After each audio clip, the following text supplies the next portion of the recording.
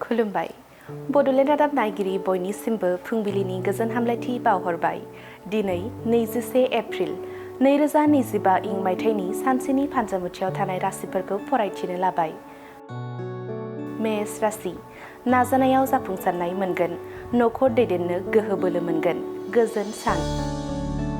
वृष राशि मेगन गोसानि खैसाराव गोग्लैनो हागौ, साना गाज्रियै बारलांगोन, मोनखानाय खाबुखौ खोमानानै लागोन। मिथुन राशि गुबुननि मोजां हाबा मावनो हागोन, बिमाखौ गोग्गा होनो हागोन, बयनिबो अनसायनाय मोनगोन। कर्कट राशि खाबु गोनां सान, रां आरजिनायनि राहा मोनगोन, बिसि फिसाखौ लानानै गोजोन संसार जानो हागोन। सिंह राशि साना गाहाम, रांखावरि आरजिनो हागोन, गोसोआ गोजोनाव थागोन। कन्या राशि आखायाव फैनाय खाबुफोरा गलांफिनगोन, थांखि फारसे सौहैनो गोब्राब जागोन। तुला राशि साना गिलुं गिलुङै खारगोन, मावनो लानाय खामानिफोरा फेलें थांगोन, गुबुनफोरजों सुखुजायै जागोन। वृश्चिक राशि समजों लोगोसे खारफानो हागोन, साहस बांगोन, जाफुंसारनायखौ मोननो हागोन। धनु राशि गोजोन मोनै जागोन, देहाया मोजां थानाय नङा, देहाया लोरबां जालांगोन।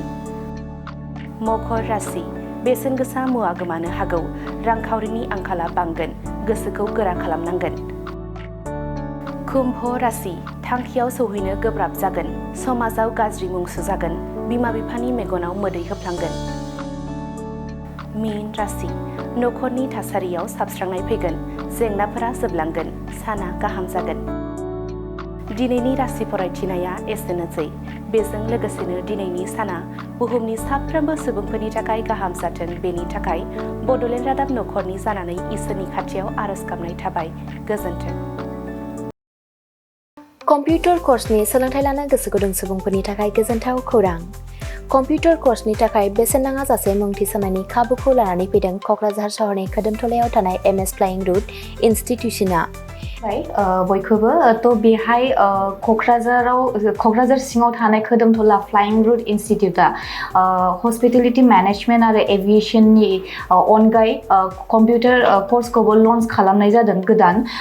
बेहाय दा फ्रि एडमिशन सोलिगासिनो दङ, जेरै जोङो JavaScript, web designing, CC programming बेखौ गासिखौबो होनाय जागोन।